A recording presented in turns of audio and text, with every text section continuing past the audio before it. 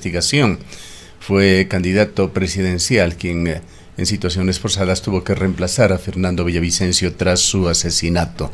Licenciado Zurita, bienvenido. Quisiéramos conversar con usted sobre la situación actual de Ecuador, particularmente la violencia, este conflicto armado interno que se lo va llevando adelante bajo la responsabilidad del gobierno de Ecuador de Daniel Noboa.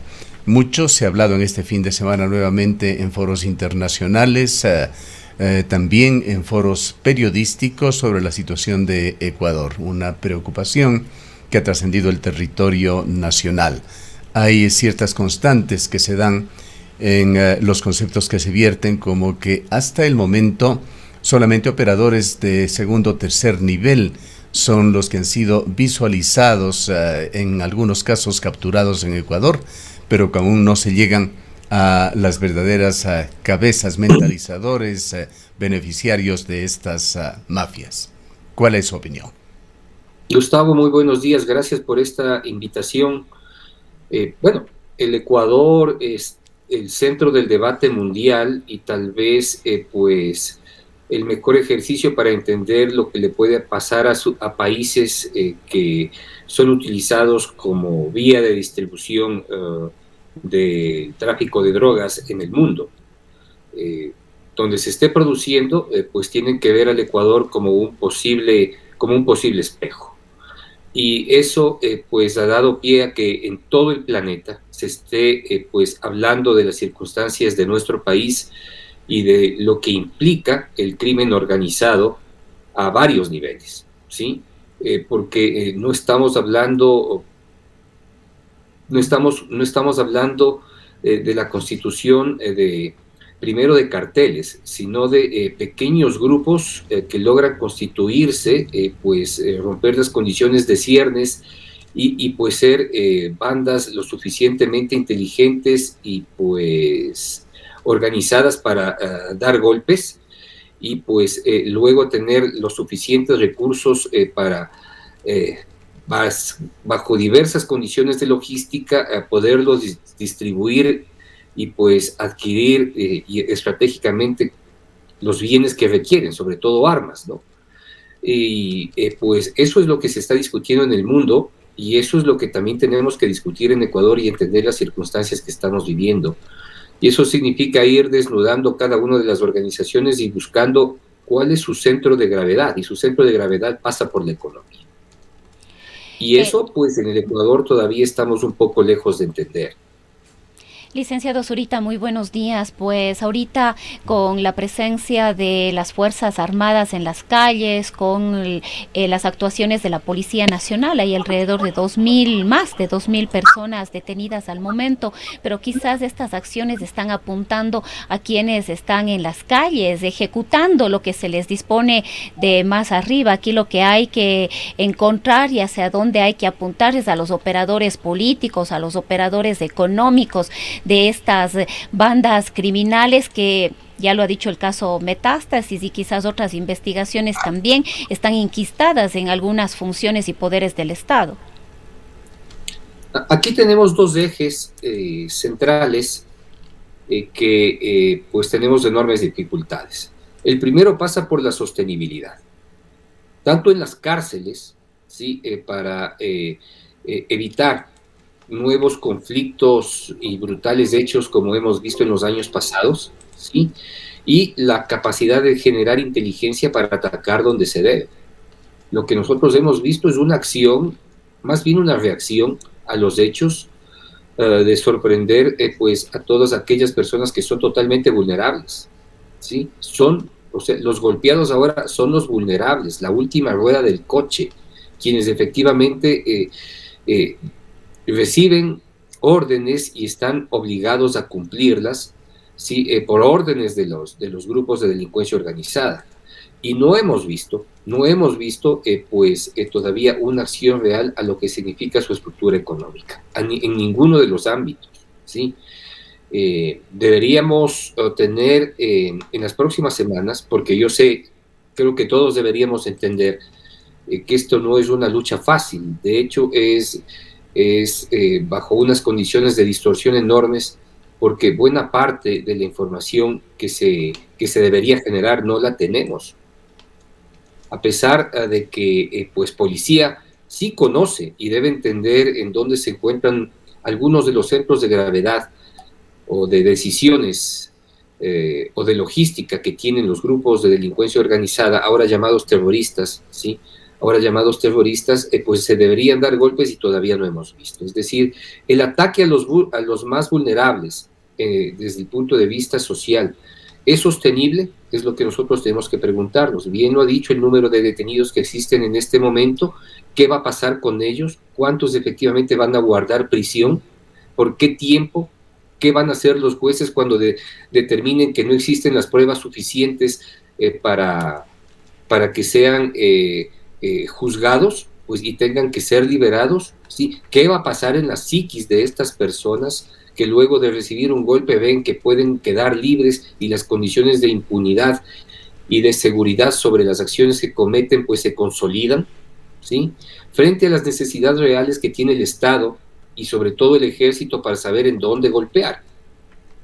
Ese es uno de los grandes problemas. Entonces, tanto sostenibilidad como inteligencia son parte de las enormes fallas que tiene el Estado para enfrentar esta guerra que parecería ser asimétrica, a pesar de que es el Estado quien tiene la organización, quien tiene el poder y quien tiene la ley. ¿Cuál es la dimensión, en su criterio, de esta amenaza que enfrenta Ecuador? Puede ser vista desde diversos aspectos, el aspecto económico, aspecto político. Lo cierto es que el problema de Ecuador trasciende fronteras. Evidentemente, Ecuador, sus mafias se han convertido en una pieza importante de organizaciones más grandes internacionales. Uno de los indicadores también es la cantidad de personas que se pertenecen a estas mafias y a las mafias criollas. El presidente de la República ha subido la apreciación del gobierno, hablaba de 20.000 integrantes, inicialmente en la semana que termina ha hablado de 30.000, pero hay expertos ecuatorianos como Fernando Carrión, con cifras endosadas por Paco Moncayo, que hablan de unos 50.000. Bueno, a estos 50.000 hay que multiplicar al menos por 3, ¿sí? Para tener un piso de lo que significa el número de personas que directamente están dentro de lo que significa esta economía criminal. Y no estamos hablando no menos de 150.000 personas, ¿sí? ¿Qué vamos a hacer con ellos? Si es que las cifras hablan por alrededor de 50.000 miembros de bandas criminales, y poniéndole una base mínima de 3. Es decir, los desafíos que nosotros tenemos como nación son enormes, y en este momento creo que no existe una capacidad real para pues encontrar una respuesta de cómo actuar ante tantas necesidades de ecuatorianos, ¿sí? Que pues han encontrado en la economía criminal una identidad y un camino para el desarrollo. Ellos efectivamente creen que tienen el derecho y la legitimidad de salvaguardar pues la forma de vida que han encontrado, y la van a defender con fuerza. Será muy difícil, sí, tal vez con el tiempo, con los años, entiendan que son el real enemigo. Pero yo me pregunto, ¿qué ecuatoriano quiere entenderse como el real enemigo de otro ecuatoriano? ¿Sí? Así que pues estas cifras que se están dando están apalancadas por algo, la economía, ¿sí? Y esas son, y las diversas cifras que al inicio de esta entrevista ustedes señalaron, debe marcar la real dimensión de lo que nosotros enfrentamos, y tengo la impresión de que no terminamos de entender qué es lo que estamos viviendo. En realidad vivimos una inmersión total sobre las condiciones del crimen organizado convertido en terrorismo, ¿sí? Que exista un repliegue de ellos en este momento porque estratégicamente entienden que efectivamente no se pueden mover, es una respuesta lógica, pero tiene que haber una respuesta contundente contra quienes tienen el verdadero control, y los primeros que tienen el control están en las cárceles. Hay que haber un control real de las cárceles, ¿sí? Y de esas cabecillas. Hablando... Porque hay que... Sí, adelante. Porque hay que determinar que buena parte de lo que significa los cerebros de estos grupos tienen un enorme divorcio con aquellos que ejecutan las órdenes que están abajo. Ahí existe una brecha que efectivamente que el momento en que tienen que ser neutralizados, ¿sí? Totalmente silenciados, para que este divorcio y esta brecha crezca entre lo que significan los líderes y quienes son su tropa en las calles.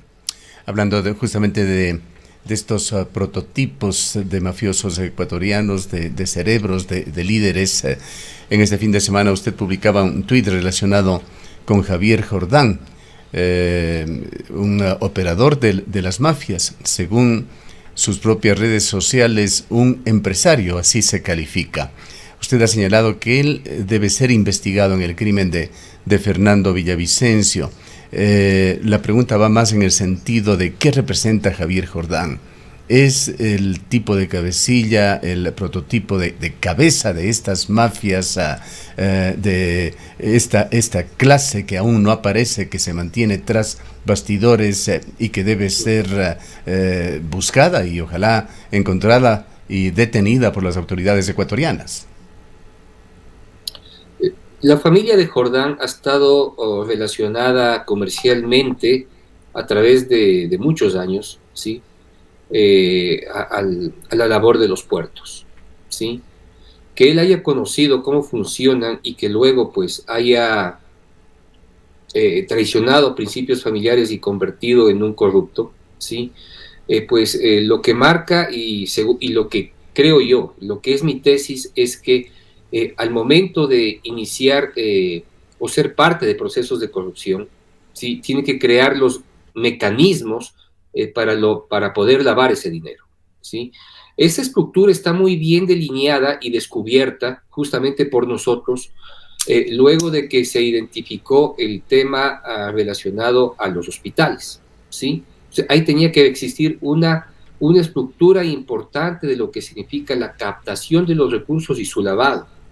Por eso es que contrata un estudio jurídico, yo lo he dicho en varias ocasiones, ¿sí? Y constituye pues todo un sistema de offshore, ¿sí? Para lavar el dinero, ¿sí? Mi tesis es que este sistema offshore que él utilizó para la corrupción también es utilizado para el lavado de dinero del narcotráfico, ¿sí? Y por eso es que luego se ve su relación tan estrecha, ¿sí? Con Leandro Norero. Leandro Norero a su vez es el heredero de las relaciones internacionales y de comercio de José Luis Zambrano, ¿sí? Y que efectivamente tenía el control del tráfico de drogas a través de los choneros. ¿Qué es lo que hace Norero? Amplía esa posibilidad, ¿sí? Se alía a un nuevo cartel, que es el de Jalisco Nueva Generación, y constituye esta nueva línea de grupos de delincuencia que terminan consolidándose después con el tiempo como los Lobos y otros grupos satélites y brazos armados, ¿sí? Entonces, el juego de estos sujetos, no hay que pensar en este momento en el nombre en sí, porque podría ser cualquiera, utilizan sistemas de lavado que luego son aprovechados por otros espacios en favor ¿sí? En favor del crimen. Y pues allí es donde se va consolidando una estructura que funciona por doble vía, para lo que significa la corrupción y para lo que significa el lavado, ¿sí? Del narcotráfico. Y el mejor ejemplo lo podemos encontrar en los chats que ya ha hecho evidente en la Fiscalía General del Estado, en la cual pues se ve un camino expedito de lo que significa primero la contratación, ¿sí? La contratación a través de la obra pública en un municipio en el que se juegan las dos líneas, ¿sí? Tanto lo que es la corrupción para la obra como el lavado a través de ese mismo grupo empresarial. Esto que tal vez lo vemos y que se replica de forma muy local, deberíamos verlo más ampliamente, Gustavo. Son temas que yo apenas me estoy preguntando. Y cuando digo más ampliamente, deberíamos estarnos consultando si es que estas grandes corporaciones que han servido como camino para la corrupción, también han servido para otro tipo de eventos, ¿sí? Entiéndase, grandes estudios jurídicos relacionados a lo que significan los procesos de acuerdos en en créditos internacionales, deuda internacional. ¿Cómo ha podido Javier Jordán mantener esa situación en los Estados Unidos, que se supone es en donde se encontraba? ¿Cómo ha podido operar en libertad? Él ha sido activo en las redes sociales. ¿Cómo lo ha hecho sin que el gobierno norteamericano actúe? Recién entendemos que la semana pasada se emitió una boleta roja para su captura a través de Interpol. Bueno, hay que saber que muchos ciudadanos del mundo que están directamente involucrados en hechos ilícitos tienen acuerdos con diversas agencias, ¿sí? No hay ninguna duda que Jordán tenía un acuerdo, y seguramente ese acuerdo pasaba por la DEA, ¿sí? El momento en que entra otra agencia como el FBI a investigar, existen problemas, ¿sí? Y pues esos acuerdos que en primera instancia pues podía haber con una agencia no significa que tengan acuerdos con otros. Y es allí donde se entra en conflictos. De lo contrario, no se entendería, Gustavo, no se entendería cómo es que pues un hombre de esta categoría, ¿sí? De una condición de peligrosidad brutal por su poder y por sus recursos económicos y sus amigos directamente relacionados al crimen organizado, pues pueda permanecer, ¿sí? Y vivir como un gran empresario en ese país. De lo que yo entiendo, y justamente es lo que publiqué este fin de semana, es que ya salió de los Estados Unidos, porque la alerta y la condición de difusión roja, pues allá sí tiene unas condiciones de acción real, y no es que van a esperar a que tenga un abogado internacional para que lo saque. Yo veo muy difícil, en verdad, muy difícil, que por las condiciones de Jordán pueda burlar, ¿sí? A través de la justicia internacional esta línea roja que ha emitido la Interpol. Y pues ya se verá a futuro, y lo que deja en evidencia es que estos posibles acuerdos, ¿sí? De agencias norteamericanas, ¿sí? En los cuales pues pueden estar directamente beneficiando intereses de lucha contra el crimen organizado, genera colaterales que ahora, pues clara y públicamente lo observamos con el caso Jordán. Y eso significa que ese tipo de acciones que en su momento tomaron no pueden volver a repetirse. Ahora, licenciado Zurita, quizás usted tocó el tema de las cárceles, y este es un aspecto fundamental a ser analizado aquí en el país. ¿Cree usted que las acciones que se han tomado en estos días al interior de los centros penitenciarios le van a permitir efectivamente al gobierno nacional retomar el control que se perdió desde hace ya muchísimo tiempo, y las consecuencias que esto ha tenido? Y si estas dos nuevas cárceles que ha anunciado el presidente de la República, de máxima y super máxima seguridad en Pastaza y en Santa Elena, van de alguna manera a contribuir a enfrentar la situación que estamos viviendo, y que dejen de ser las cárceles de estos centros de operaciones que además con todos estos nuevos detenidos están alimentándose cada vez más? Pasa por las condiciones de impunidad y esta sensación de poder que han tenido estos grupos para generar el terror en el país. Yo tuve la oportunidad de estar algunos meses atrás en alguna reunión que mantuve con autoridades ecuatorianas en Washington. Me contaban cómo este líder de los Lobos, alias Palanqueta, imponía el miedo en el país a base de sus bravuconadas, ¿sí? O sea, un criminal de esta categoría, ¿sí? Imponía sus condiciones a la brava en el país, y cuando se ve amenazado sale a pedir pues acuerdos y decir que efectivamente están interesados en la búsqueda de caminos para salvar el país. O sea, esa gente no tiene camino, no tiene solución, ¿sí? Así actúan, no van a cambiar.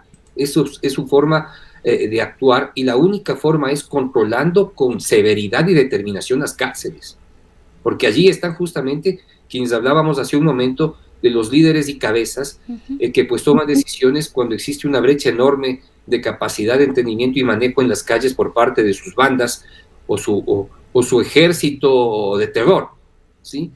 Y frente a esto, tiene que existir primero el sometimiento, pero luego vienen los graves problemas de sostenibilidad a los que hacía yo referencia anteriormente, y pasa también por la capacidad real de tener el control de las cárceles por parte de una institución que ya no puede ser el SNAI.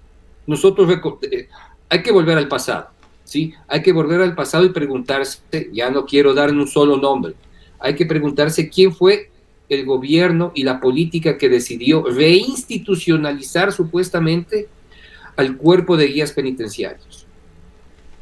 Acuérdense, hace muchos años ya, deben ser más de 12, que ese gobierno despidió a todos los guías penitenciarios porque decían que se encontraban totalmente contaminados y creó una nueva línea de guías que se formaban en apenas 6 meses.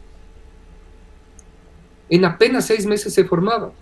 ¿Y quiénes son los que dirigen o supuestamente tienen el control de las cárceles ahora? Esos guías penitenciarios, ¿sí? Con ese sistema integral de apoyo a los privados de libertad llamado SNAI, que ya no sirve absolutamente para nada. Entonces, es justamente dar el paso siguiente y reformar esta organización y crear un nuevo cuerpo, ¿sí?, de guías, o a estos mismos darles otro tipo de referencias y otro tipo de apalancamiento, sea en lo legal y sea en lo moral, porque buena parte de ellos están contaminados. Es una paradoja que ver cómo es que meten cuchillos que seguramente fueron conocidos por los guías y con esos cuchillos amenazaban a los guías. Ahora deberíamos creer, licenciado Zurita, que el SNAI debe desaparecer, debe reestructurarse, debemos retomar el Ministerio de Justicia. Mucho pasa por esta estructura y la contaminación que ha tenido esta estructura para no poder recuperar el control y lo que está sucediendo en este momento. Primero que todo hay que señalar que estos hechos brutales que estamos pasando no pasa por la desaparición del Ministerio de Justicia. Quien esté inventando esa narrativa es falso, es totalmente falso, ¿sí?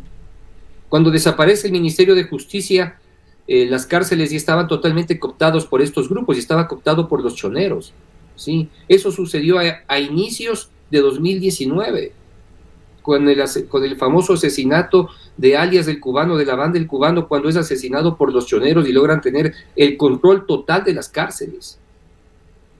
6 meses después desaparece el Ministerio de Justicia. Así que quienes digan, ¿sí?, bajo los hechos de que esto sucedió porque desapareció el Ministerio de Justicia, todo esto se constituyó cuando existía el Ministerio de Justicia. Esa no es la solución, ya hemos visto.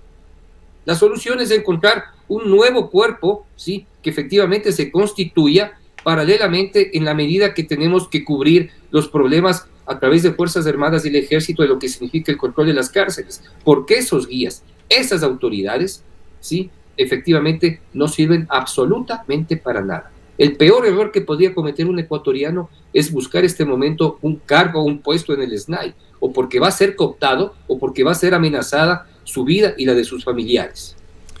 Volviendo a las cabezas de las mafias, licenciado Zurita, resulta lógico suponer que hay otros Jordán en el mapa delincuencial de Ecuador, y le preguntamos también si delincuentes como Fito, Palanqueta, los líderes de las bandas criollas, son solo los operadores de segundo nivel, brazos ejecutores de las acciones violentas. Bueno, siempre habíamos hablado de esto y Fernando Villavicencio había sido como muy claro al establecer estos caminos, ¿no? O sea, aquí existen pues un grupo de líderes que son los que imprimen el miedo, pero que están protegidos por un grupo o una casta económica y política, ¿sí? Esto es real, porque nada de esto funcionara si es que no existirían acuerdos a gran nivel de pagos en lo que significa la compra de drogas para su distribución a través de los puertos y sus salidas hacia diversos puntos del mundo, ¿sí? El tema de los puertos todavía lo hemos visto y tocado. Las mafias directamente relacionadas a lo que significa pues la contaminación de contenedores todavía no las hemos visto, ¿sí? Y pues recordemos que en los procesos de consolidación de lo que significa el manejo de los puertos han existido sendos crímenes, pero una gran cantidad. Ese es un tema que nadie ha investigado, a pesar de que los hechos están allí. Entonces tenemos una serie de desafíos como nación para descubrir en dónde está el camino. Fernando Villavicencio lo dijo cuando era asambleísta. Averigüen cuáles son las empresas que dotan de alimentos, de servicios, de agua a las cárceles.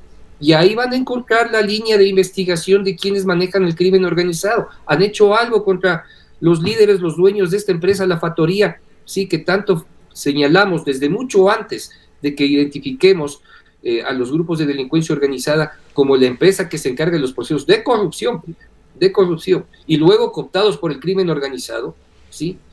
Para efectivamente lograr los grandes beneficios que han tenido dentro de las cárceles. No, es decir, no han atacado a quien efectivamente provee las cárceles, o que nos digan efectivamente si es que yo estoy mal informado o mal enterado, ¿sí? Pero yo no he visto que hayan ingresado o identificado o tomado control de empresas, ¿sí? Que es la que efectivamente entregan todos los servicios a las cárceles, ¿sí? Empiecen por allí, que empiecen por allí. Yo eso no he visto. Eso yo llamo determinación para actuar contra el crimen organizado, ¿sí?